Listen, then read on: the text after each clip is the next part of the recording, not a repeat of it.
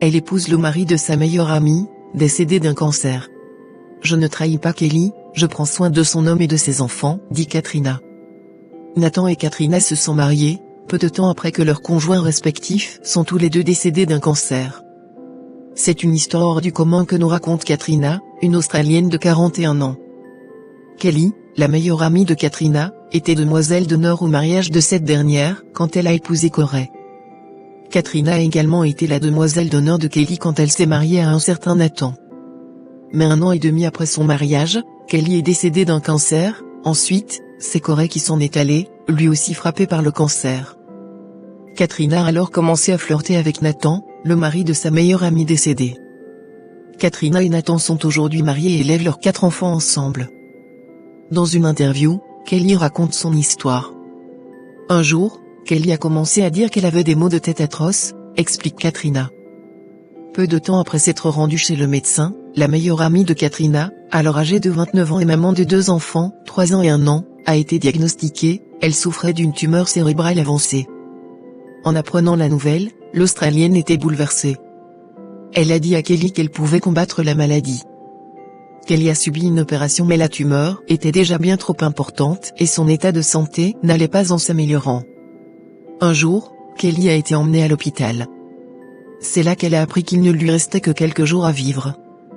Avant de rendre son dernier souffle 1 semaine plus tard à seulement 31 ans, Kelly a chuchoté à Katrina, « Tout ce que je veux, c'est que les enfants et Nathan soient heureux. » Et le moins que l'on puisse dire, c'est que Katrina a pris le souhait de sa meilleure amie en considération. 5 jours plus tard, une nouvelle terrible pour Katrina. 5 jours après les funérailles de Kelly, Katrina s'est rendue avec son époux Corey chez le médecin, car il avait fait une prise de sang peu de temps auparavant. Malheureusement, la prise de sang n'était pas bonne, les plaquettes présentaient des anomalies. Plus tard, Corey a appris qu'il était atteint d'un cancer du pancréas. Je n'en revenais pas. Le cancer m'avait volé ma meilleure amie et maintenant il attaquait mon mari, a confié Katrina. Déterminée à se battre contre la maladie, Corey ne voulait pas que ses 2 enfants âgés de 7 et 4 ans grandissent sans leur papa. Le mari de Katrina a alors été admis dans un hôpital en Allemagne pour suivre un traitement de chimiothérapie spéciale. À son retour, les nouvelles n'étaient pas bonnes.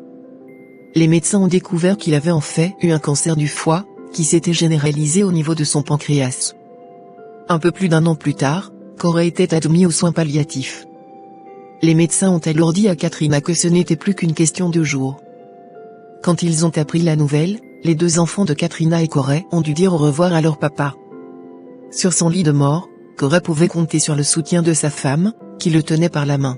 « Tu t'es battu si durement et nous t'aimerons pour toujours. Tu peux t'en aller maintenant, je te promets de m'occuper des enfants », a alors chuchoté Katrina aux oreilles de son mari. Le lendemain matin, Corey était mort, à 35 ans seulement. C'était douloureux, mais je devais être forte pour les enfants, a déclaré Katrina avant d'ajouter qu'après le décès de son mari, Nathan lui avait envoyé un message pour lui apporter son soutien et lui dire que si elle avait besoin de parler, il était là pour elle. Mais Katrina avait juste besoin d'être seule. J'espère que tu retrouveras l'amour. En triant les documents administratifs après la mort de son mari, Katrina est tombée sur une lettre écrite par Corey qui lui était adressée. C'est extrêmement difficile à dire pour moi, mais je veux que vous passiez à une vie pleine et heureuse. J'espère qu'un jour tu retrouveras l'amour, quelqu'un qui mérite suffisamment de partager ta vie et celle de nos enfants. Je te donne mes bénédictions, je veux que tu sois heureuse, avait écrit Corey dans sa lettre d'adieu à sa femme, qui ne pouvait même pas s'imaginer embrasser un autre homme. 4 mois après la mort de Corey, Nathan se rendait chez Katrina avec ses 2 enfants, pour faire du camping. J'étais réticente, mais cela m'a aidée. Les visages de Riley et Madison s'illuminèrent de bonheur et c'était agréable de discuter de Corey avec Nathan. Après cela, nous avons commencé à faire des choses avec les enfants le week-end. Je trouvais ça réconfortant que Nathan ait vécu la même chose que moi, explique Katrina. Nathan, lui, avait dit à la veuve de Corey qu'elle pouvait l'appeler à tout moment, de jour comme de nuit et qu'il serait là pour l'écouter. Alors, au fil des jours, Nathan et Katrina s'appelaient la nuit, ne supportant plus la solitude. Parfois, j'oubliais que Corey était parti.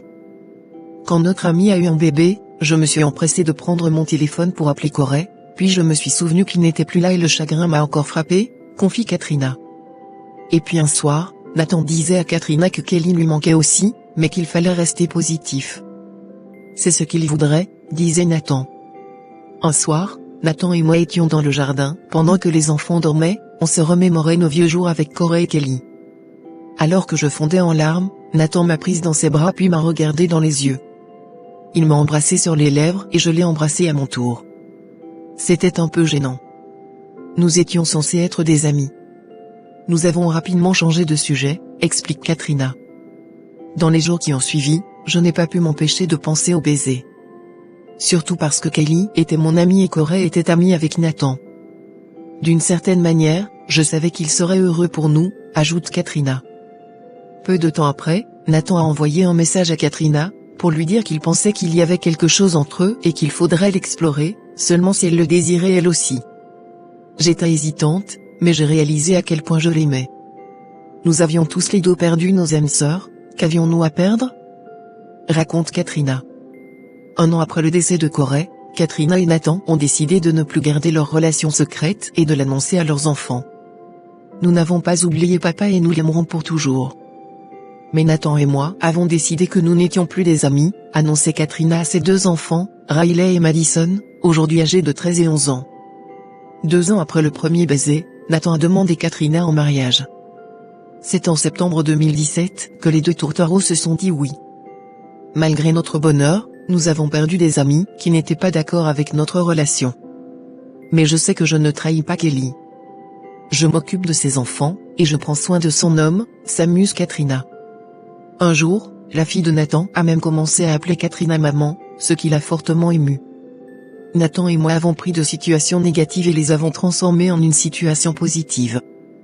Mais il ne se passe pas un jour sans parler de Corey et Kelly. J'aime me dire qu'ils nous regardent de là-haut, heureux que nous ayons retrouvé l'amour et le bonheur, conclut l'Australienne.